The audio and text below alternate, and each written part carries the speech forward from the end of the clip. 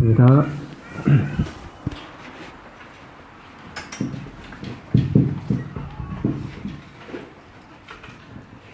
예, 성도님들 꼭 구경이라도 이렇게 하시고 사십니까? 예, 저도 이제 어제는 사실 쉬어가지고 순천 모임에서 이제 장로 호남 지역 장로 모임이 있어서 거기를 갔습니다. 근데 방금 한솔이 형제가 얘기했던 것처럼 날씨가 너무 좋더라고요. 그래서 또 순천교회는 산속에 있어요. 꼭 수양관 같은 그런 예배당이었습니다. 그래서 제가 처음 가봤는데 너무 이렇게 좋았습니다. 그리고 시은자매 아빠도 만났어요. 그래서 그 따님 칭찬을 많이 했습니다, 제가. 네, 아무튼 어제 저도 이제 거기 가면서 여러 가지 꽃도 보고 주님이 만드신 창조물을 보면서 하나님의 그 솜씨에 대해서 많이 감탄을 했습니다. 오늘은 우리가 이제 자주 이렇게 주제로 삼았던 내용인데 그리스도인의 언어 생활, 올바른 언어 생활에 관한 성경의 가르침에 대해서 같이 한번 살펴보도록 하겠습니다. 우리가 이제 사실은 날마다 살아가면서 이렇게 말을 많이 하고 살잖아요. 근데 이제 성경에서도 많이 교훈하고 우리가 살아가면서 많은 그 말에 대한 여러 가지 책망도 듣기도 하고 이러지만 잘 안 고쳐지는 게 이게 이 언어 생활입니다. 그래서 이것을 반복적으로 이렇게 자꾸 들을 때에 정말 이렇게 고쳐지게 되고 또 이렇게 반복 학습이 효과를 좀 발휘하는 것을 보게 됩니다. 그래서 우리가 선인들도 그 속담이나 격언에 이런 말에 관한 속담이나 격언이 대단히 많이 있습니다. 예를 들자면 몇 가지만 말씀을 드리자면 말 많은 집은 장맛도 쓰다. 혹시 이런 말 들어보셨습니까? 흔히 들어보지는 않았을 거예요. 근데 이 말의 뜻이 무엇이냐면 그 말 많은 집안은 사실상 실속은 없다 이거예요. 말은 아주 그냥 청산유수인데 실상은 별볼을 놓는 집안. 그 말 많은 집은 장맛도 쓰다 이라는 의미입니다. 그 다음에 우리가 항상 말을 많이 들었던 말은 청산유수다. 또 말이 씨가 된다. 또 말 한마디에 천냥빚도 갚는다. 또 가는 말이 고와야 오는 말이 곱다. 또 낱말은 새가 듣고 반말은 쥐가 듣는다. 발 없는 말이 천리 간다. 또 다르고 다르다. 그 다음에 웃으라고 한 말이 초상난다. 혹시 이런 말 들어봤습니까? 네. 이것도 좀 생소한 말일 수도 있는데 사실 어떤 사람들이 이게 농담으로 얘기를 많이 하잖아요. 근데 그 농담이 그 듣는 사람에 대해서는 정말 죽음을 초래하는 결과를 낳을 수도 있다 이 얘기예요. 그래서 그 농담도 항상 조심해서 해야 된다는 것이죠. 그 다음에 마지막으로 가루는 칠수록 고와지고 말은 할수록 거칠어진다. 이런 말이 있습니다. 이 10번째 말이 참 의미심장하죠. 네. 그리고 우리 옛날 사람들이 이렇게 가루를 이렇게 치면은 고운 가루가 떨어지잖아요. 근데 말은 이렇게 자꾸 많이 할수록 거칠어지는 경향이 있습니다. 그래서 성경에도 말을 줄이라. 이 다음에 이제 말씀을 드리겠습니다만은 그런 내용이 많이 나옵니다. 그래서 먼저 누가복음을 먼저 보시면 누가복음 6장 45절. 첫 번째, 선한 말을 하고자 하는 사람은 먼저 자기 마음을 다스려 정결케 해야 한다. 첫 번째 내용입니다. 누가복음 6장 45절. 선한 사람은 마음에 쌓은 선에서 선을 내고 악한 자는 그 쌓은 악에서 악을 내나니 이는 마음에 가득한 것을 입으로 말하니라. 그래서 그 말은 그 사람의 인격을 나타내는 거잖아요. 그래서 그 사람이 계속 이렇게 선한 마음을 쌓았을 때는 거기에서 말도 이렇게 선하게 나오는데, 그 사람이 계속 악한 마음을 품고 있으면 자연스럽게 그 악한 말이 무의식 중에도 이렇게 튀어나오게 되죠. 그래서 어떤 사람들은 보면 그 말끝마다 어떤 욕을 하는 사람이 있어요. 제가 아는 사람도 그 사람은 그 욕이 습관화돼가지고 무슨 얘기를 하든지 이렇게 욕이 같이 나오거든요. 근데 이제 그 사람의 마음속에 항상 그런 마음이 있다라는 것이죠. 그래서 우리가 어떤 것을 마음속에 쌓느냐. 그래서 어제 저희들도 이제 그 성령 충만한 삶에 대해서 이렇게 배웠는데, 성령에 충만해 있으면 그 성령의 열매가 자연스럽게 나타나는 거잖아요. 근데 그렇지 않고 자꾸 세속적인 것에 관심을 갖고 세속적인 것을 보고 거기에 청렴하고 이러면 그런 것들이 또 자연스럽게 나오게 되죠. 네, 그래서 우리는 무엇을 쌓느냐가 중요하다. 이 마음속에. 그 다음에 두 번째, 쓸데없는 말을 많이 하지 말아야 합니다. 전도서 5장 2절을 보시겠습니다.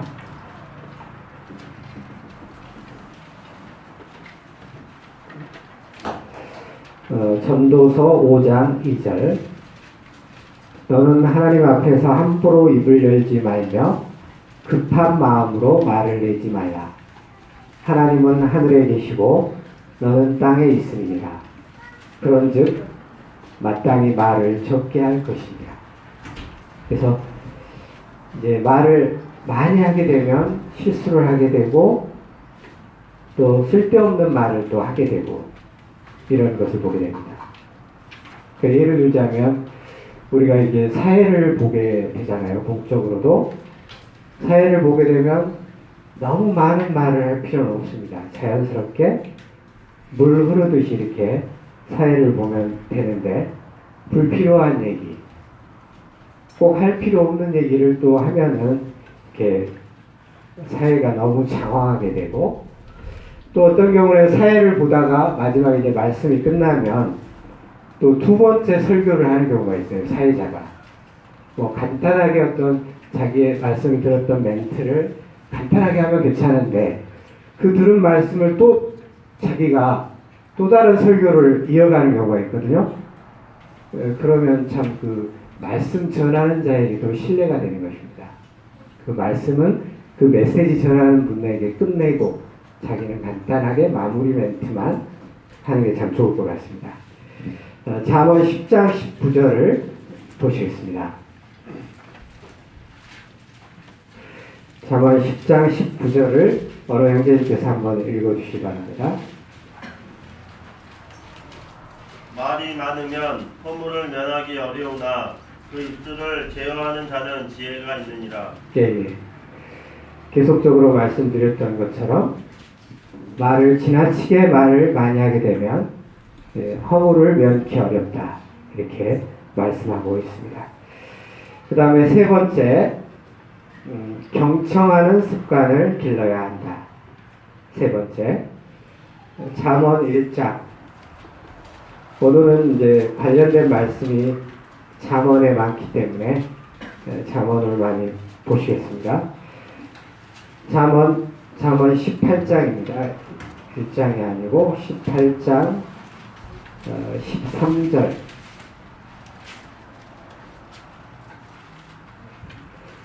사연을 듣기 전에 대답하는 자는 미련하여 욕을 당하느니라. 그래서 우리가 어떤 사람들 우리 대화를 할 때에도, 토론을 할 때에도 상대가 이렇게 얘기를 하고 있는데 중간에 이렇게 딱딱 끊어버리고 또 자기 얘기를 하고, 이런 건 상당히 결례가 되는 것이죠. 그리고 그 사람의 얘기를 끝까지 경청하지 않을 때 그 사람은 상당히 마음이 상합니다. 그래서 더 이상 얘기하고 싶지 않은 마음이 생기거든요. 그래서 어떤 사람과 대화할 때는 아주 그 진지한 눈빛으로 그 사람의 얘기를 끝까지 들어주는 것이 참 중요하다.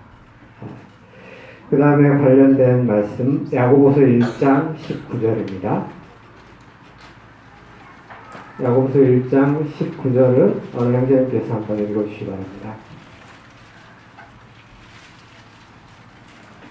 내 사랑하는 형제들아, 너희가 알지니 사람마다 듣기를 속히 하고 말하기를 더디하며 흉내기도 더디하라. 네.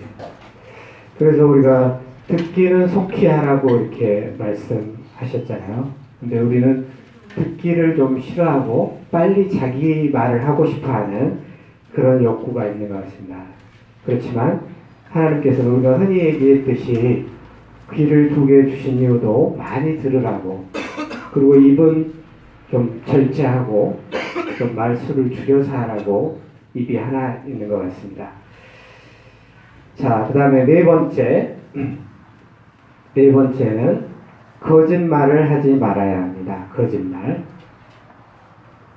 잠언 12장 19절입니다. 12장 19절. 진실한 입술은 영원히 보존되거니와 거짓 혀는 잠시 동안만 있을 뿐입니다. 그래서 우리가 하나님께서는 사실 거짓말 하실 수 없는 분이다. 그리고 마귀의 특징은 거짓의 아비, 이런 표현이 있잖아요.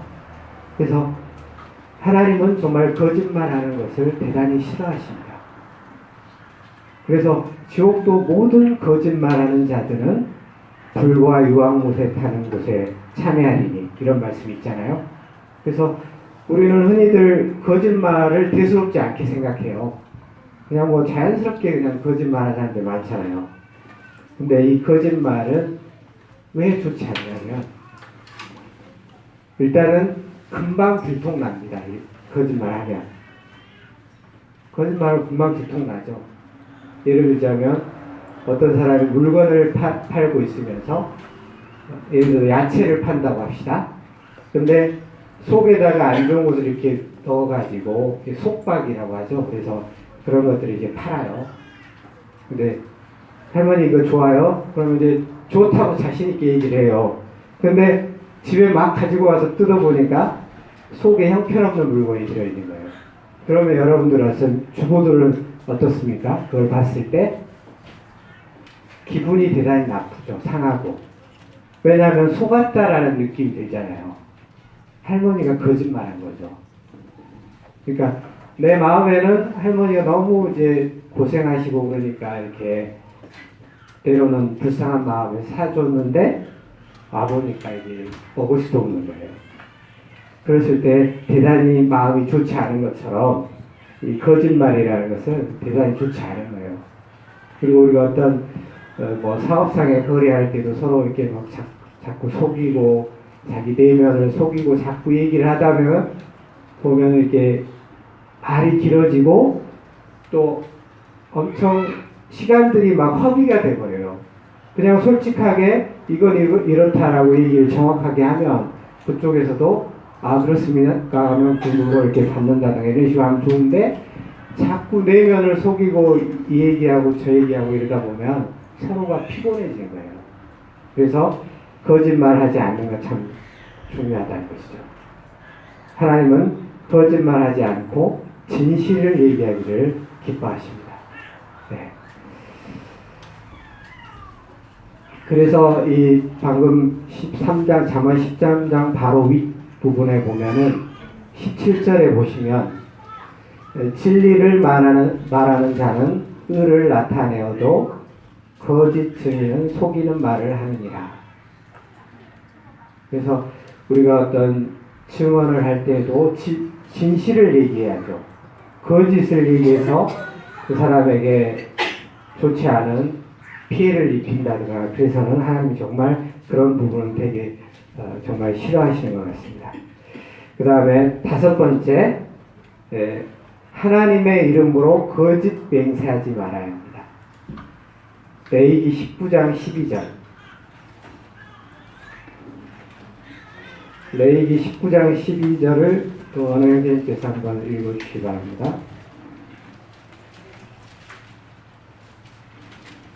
너희는 내 이름으로 거짓 맹세함으로 내 하나님의 이름을 욕되게 하지 말라. 나는 여호와이니라. 예. 우리가 이 거짓 맹세, 뭐 내가 하늘을 두고 맹세한다, 뭐 하나님의 이름으로 맹세한다, 뭐 이런 얘기를 결코 함부로 해서는 안 되는 것이죠. 그러니까 어떤 서원하는 거 있잖아요. 선한 마음으로 하나님께 서원하는 건 참 중요한 부분이라고 생각하거든요. 근데 자기가 그걸 지키지도 못하는데 하나님께 이렇게 서원을 함부로 한다거나 이럴 때는 큰 낭패를 보는 경우가 있습니다. 그래서 이 함부로 하나님의 이름으로 맹세하는 것, 이런 건 정말 조심해야 된다는 것입니다. 그 다음에 6번째, 다른 사람을 험담하지 말아야 합니다. 동일하게 레위기 19장 16절입니다. 너는 내 백성 중에 돌아다니며 사람을 비방하지 말며 내 이웃의 피를 흘려 이익을 도모하지 말라. 나는 여호와이니라. 그래서 어떤 사람들은 이렇게 돌아다니면서 두루다니며 한담하는 자라는 표현도 있잖아요. 그래서 돌아다니면서 남의 비밀을 얘기해서는 안 될 것들, 또 남의 약점, 또 남의 흉을 보는 것, 이런 것은 정말 좋지 않은 행동이라는 거죠. 그래서 이런 것들이 잘못해서 이제 본인의 귀에 들어갔을 때는 이제 큰 싸움이 되는 거죠. 그래서 남을 비방하고 험담하고 이런 것들은 정말 우리가 자제해야 된다는 것입니다. 동일하게 잠언 11장 13절입니다. 잠언 11장 13절. 방금 말씀드렸던 것처럼 두루다니며 한담하는 자는 남의 비밀을 누설하나 마음이 신실한 자는 그런 것을 숨기느니라.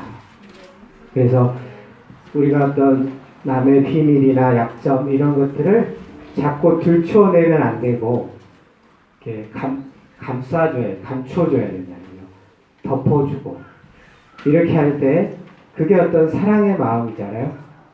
근데 사랑의 마음이 없으면 자꾸 이렇게 다른 사람의 약점을 이렇게 아픈 상처에 이렇게 소금을 치는 것처럼 그런 일을 많이 하는 경우가 있어요. 그래서 남의 말, 남을 험담하는 것들은 정말 자제해야 된다는 것입니다. 7번째, 다투지 말아야 합니다. 참 다투는 것은 덕이 되지 않는 것 같습니다. 그래서 잠언 12장 16절. 미련한 자는 당장 분노를 나타내거니와 슬기로운 자는 수욕을 참느니라. 그래서 특별히 그리스도인들이 어떤 같이 이렇게 토론을 하거나 또 둘이 얘기를 하거나 이럴 때 자기 어떤 생각과 맞지 않는다고 해서 이렇게 분노를 나타내거나 화를 내거나 이러면 이제 대화가 계속 이어지기가 힘듭니다. 그래서 당장의 분노를 나타내는 것, 이것은 정말 좋지 않은 행동이기 때문에 정말 그 분노를 자제하는 것, 또 그때 바로 이렇게 노를 나타내고 이런 건 정말 그 사람에게, 다른 사람에게 엄청난 상처를 주는 거거든요. 그래서 여기서 표현된 것처럼 슬기로운 자는 수욕을 참는다. 설사 자기의 어떤 분노를 일으킬 만한 어떤 말을 했다 할지라도 그 자리에서는 참는 거예요. 그리고 시간이 나서 차분하게 그 사람과 같이 조용하게 온유한 말로 서로 이렇게 얘기를 해야죠. 아, 그때 당신이 이렇게 얘기한 것이 너무 내가 마음이 아팠다, 상처가 되었다, 다음에는 그렇게 표현하지 않았으면 좋겠다라고 이렇게 부드러운 언어로 그렇게 얘기하는 게 필요하다는 것이죠. 그 다음에 잠언 13장 10절. 교만에는 다툼만 일어날 뿐이라 권면을 듣는 자는 지혜가 있느니라. 그래서 우리가 흔히 이제 이 다툼이 일어나는 근본적인 이유가 바로 그 교만한 마음에서 일어나는 거거든요. 왜냐하면 어떤 서로 간에 얘기를 할 때도 내 생각이 더 옳다는 거예요. 내가 더 낫다는 겁니다. 그러니까 상대방이 얘기하면은 그 말을 무시하고 또 자기 의견과 틀리면 이 분을 참지 못하고, 그래서 나보다 남을 낫게 여기면 그런 마음이 자연스럽게 사라지죠. 상대방이 나은데 그 사람의 얘기를 들으려고 하지 자기 얘기를 주장하려고 하지 않잖아요. 원리적으로. 네. 네, 그 다음에 8번째, 아첨하지 말아야 합니다. 아첨. 잠언 27장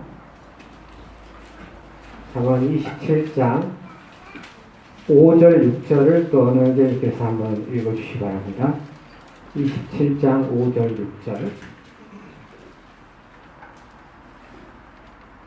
면책은 숨은 사랑보다 나으니라.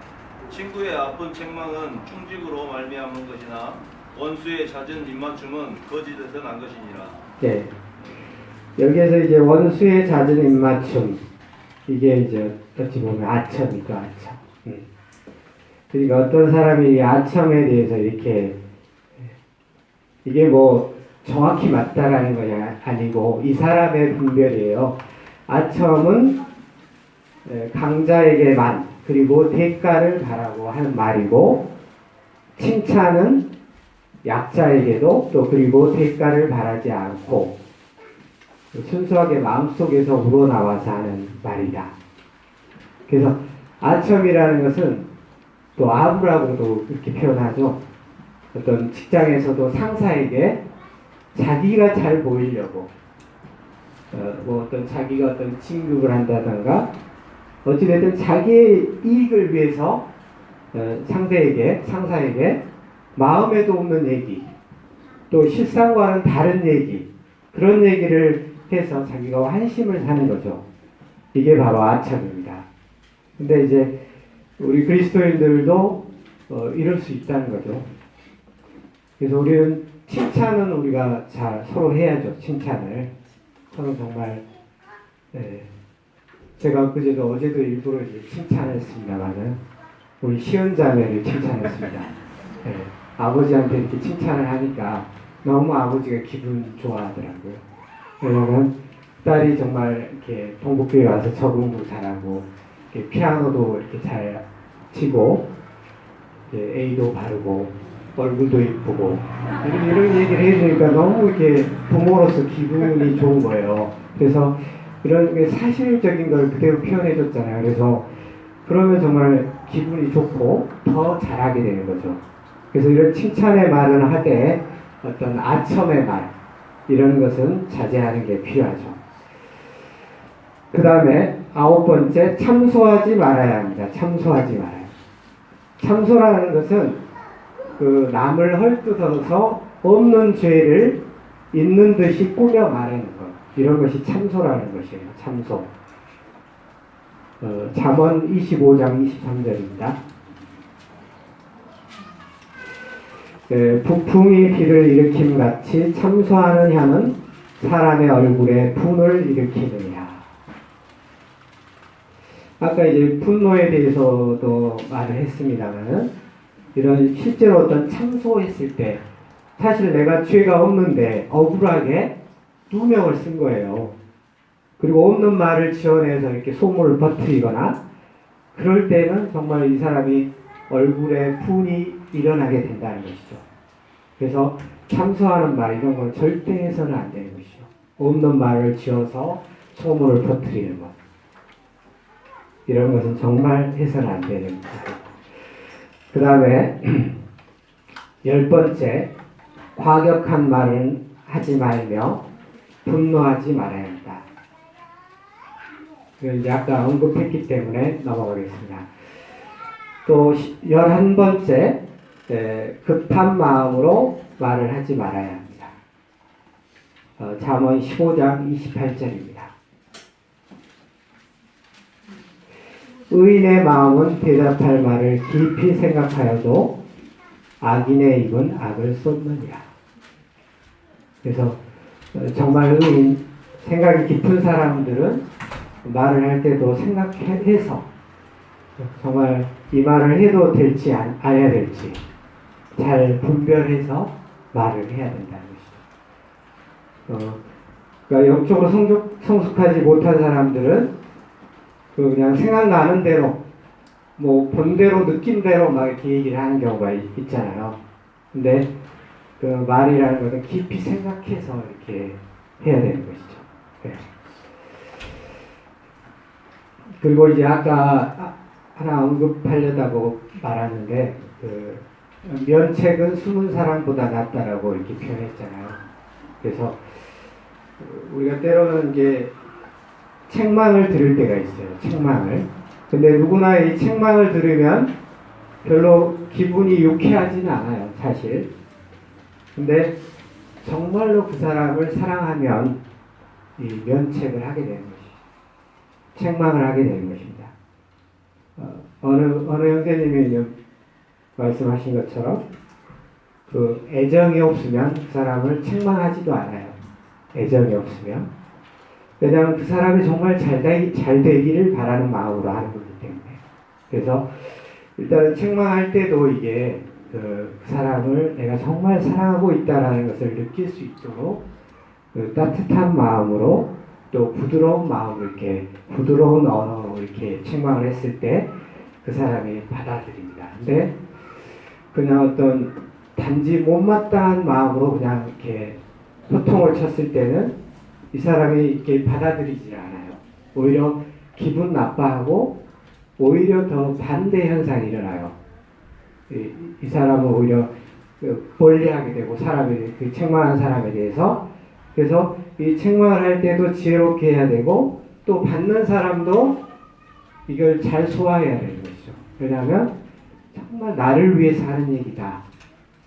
그러면 오히려 감사해야죠. 고마워해야죠. 그래서 우리가 사실 그렇잖아요. 뭐 남의 자식들은 뭐 밖에서 아주 형편없는 행동을 해도 별로 간섭을 하지 않잖아요. 근데 내 자식이 아주 못된 행동을 하거나 그러면은 호되게 책망하기도 하고 징계를 하기도 하고 이러잖아요. 그래서 사실은 그냥 내버려 두는 것, 이것이 사실 더 큰 저주예요. 사실은. 그래서 예수님 하나님께서도 그들에게 아주 심한 죄를 계속 반복적으로 짓게 되면 그냥 내어버려 두사 이런 표현을 하잖아요. 그래서 정말로 그 사람을 사랑하면 사랑하는 마음으로 책망을 할 필요는 있다는 것이죠. 또 받아들이는 사람은 그것을 또 잘 소화를 해야 되는 것이죠. 그래서 그런 것들이 서로 상호간에 잘 안 됐을 때는 오히려 이것이 부작용이 일어날 수 있다. 이것을 또 말씀드립니다.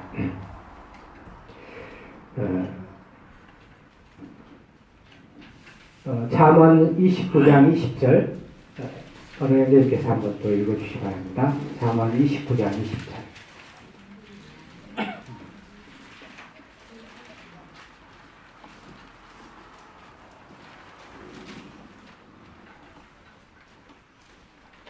너가 말이 조급한 사람을 보느냐 그보다 미련한 자에게 오히려 희망이 있느니라. 네. 그래서 어쨌든 사람은 이렇게 조급하게 말을 해서는 안 되고 이제 제가 느끼는 건 뭐냐면 이 말도 조급하게 해서는 안 되고 또 제가 느끼는 건 뭐냐면 운전도 조급하게 하면 안 되겠더라고요. 운전도. 그래서 이 조급증이라는 게 참 무서운 거고 많은 이제 사고를 일으키는 거예요. 그래서 저도 엊그제 이제 또 사고가 났었는데 이제 아침에 너무 늦어서 이렇게 조급하게 주차를 하다가 다른 사람 차를 이렇게 긁은 경우가 있었습니다.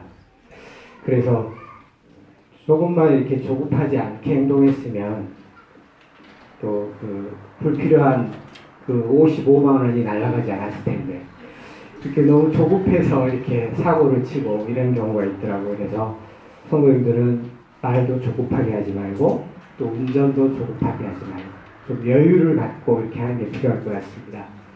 그래서 오히려 이 디에조에서 말하는 것처럼 미련한 자에게 오히려 희망이 있다라고 표현한 것처럼 이 조급한 말 이거는 정말 절제해야 된다는 것입니다. 그 다음에 12번째 경우에 합당한 말, 때에 맞는 말을 해야 합니다. 경우에 합당한 말은 아로새긴 은쟁반의 금사어다. 이거 너무나 유명해서 잘 알고 있는 내용이죠. 그러면 잠언 15장 23절, 잠언 15장 23절.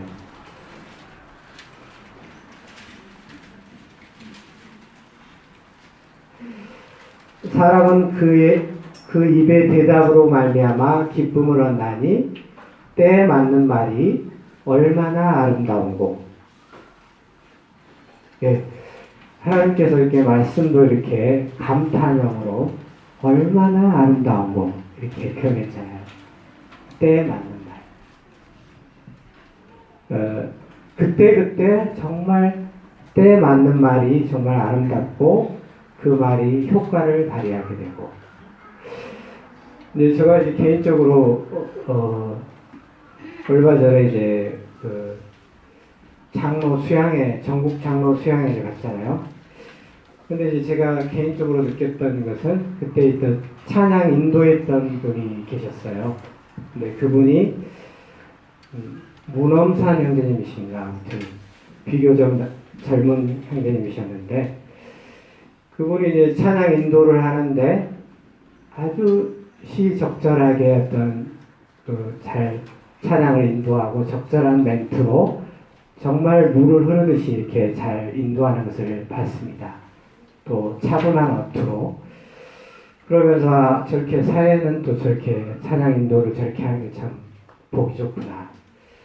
물론 이제 사람이기 때문에 완벽하지는 않아요. 물론 좀 옥의 티도 있긴 했습니다만은 그렇게 자연스럽게 이렇게 찬양을 인도하고 적절한 멘트로 이렇게 사회를 봤을 때 듣는 청자들도 너무 편안했어요.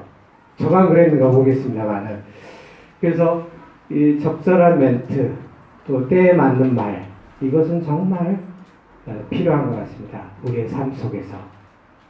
그러니까 우리가 이제 뭐 평소에 사회를 볼 때도 그렇고 또 말씀 전할 때도 그렇고 또 우리가 평소에 대화할 때도 그렇고 이런 그때그때 맞는 말 이런 것이 참 중요하다라는 생각이 들어집니다. 그 다음에 이제 몇 개 안 남았습니다. 예. 13번째 지혜로운 말로 다른 사람을 도와줘야 합니다. 이사야서 50장입니다. 이사야서 50장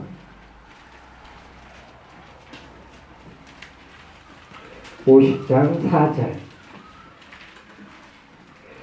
주 여호와께서 학자들의 혀를 내게 주사 나로 공고한 자를 말로 어떻게 도와줄 줄 알게 하시고 아침마다 깨우치시되 나의 귀를 깨우치시사 학자들 같이 알아듣게 하시도다.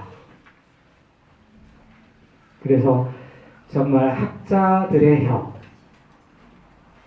이 뜻은 이제 하나님의 뜻을 깨닫고 하나님의 뜻대로 가르친다라는 그런 어떤 의미입니다.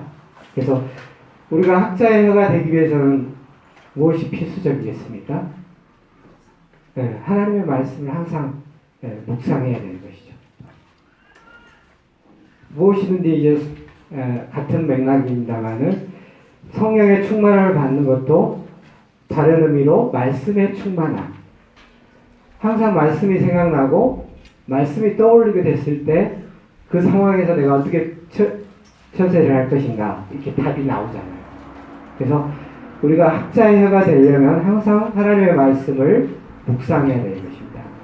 또 뿐만 아니라 우리가 모였을 때 어떤 세속적인 얘기 뭐 이런 얘기 하는 것보다는 하나님의 말씀으로 서로 이렇게 교제하고 이럴 때 아주 마음에 유익이 됩니다.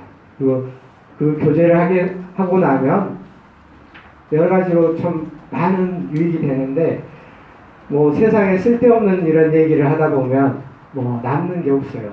남는 게 없고 괜히 마음이 공고해지고 이런 것을 경험하셨을 것입니다.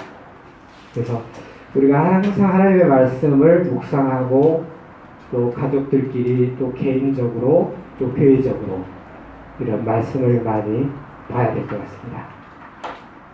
그 다음에 14번째, 타인에게 도움과 치유와 위로가 되는 말을 해야 합니다. 잠언 31장을 또 보시겠습니다. 잠언 31장 8, 9절을 또 어느 형제님께서 한번 읽어주시기 바랍니다.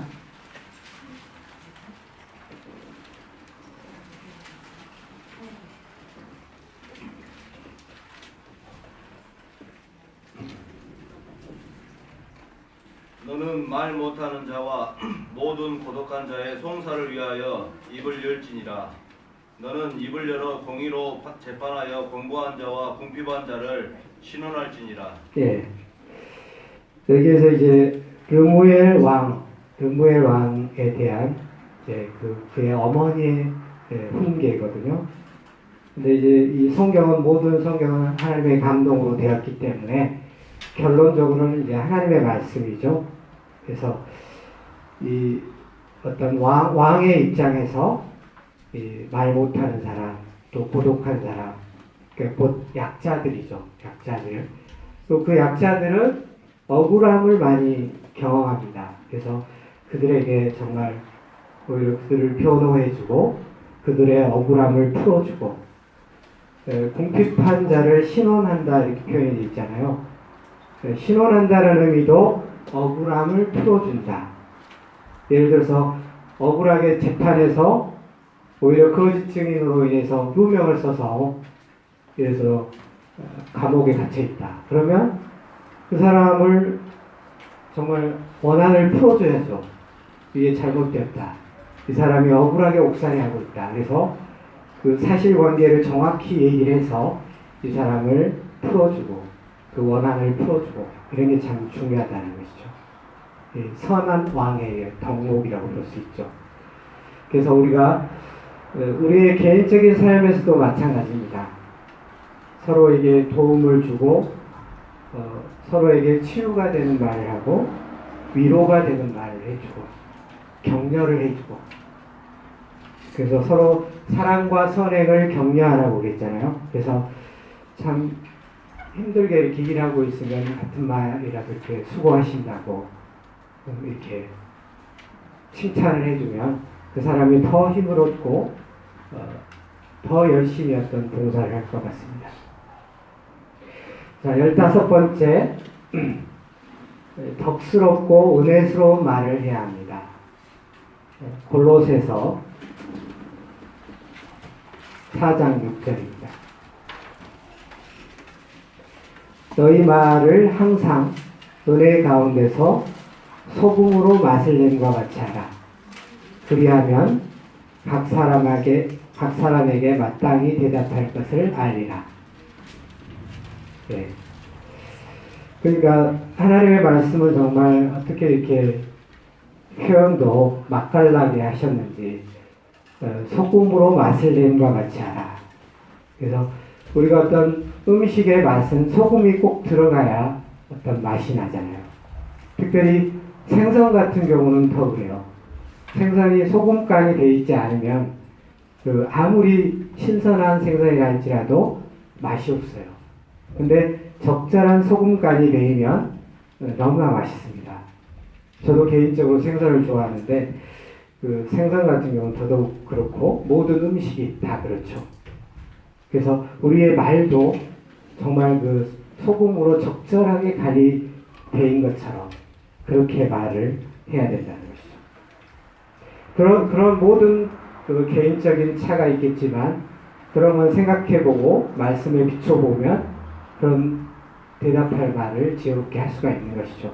제가 어떻게 하라 구체적으로 얘기하지 않아도. 네. 네. 그래서 이제 오늘 이제 마지막으로 한 말씀만 보고 마치겠습니다. 시편 141편입니다.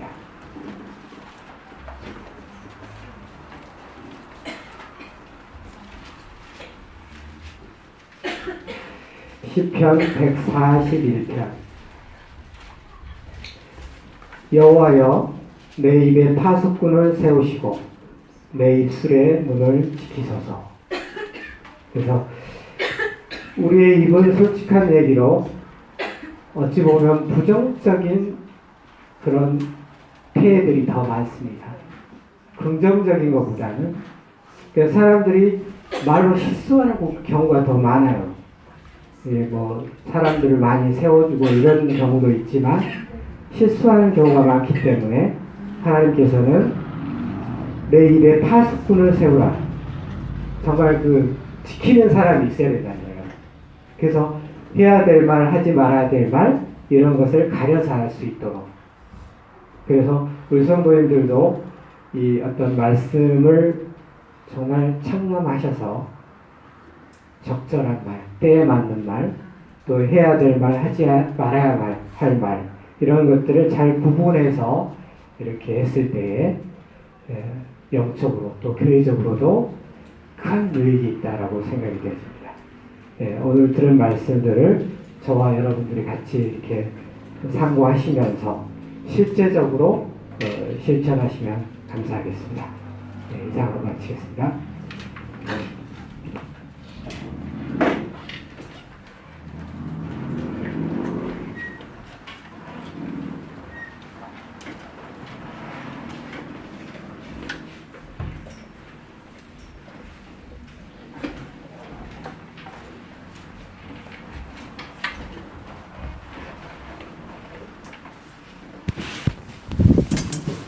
좋은 말씀 전해주셔서 감사합니다. 말씀을 들으면서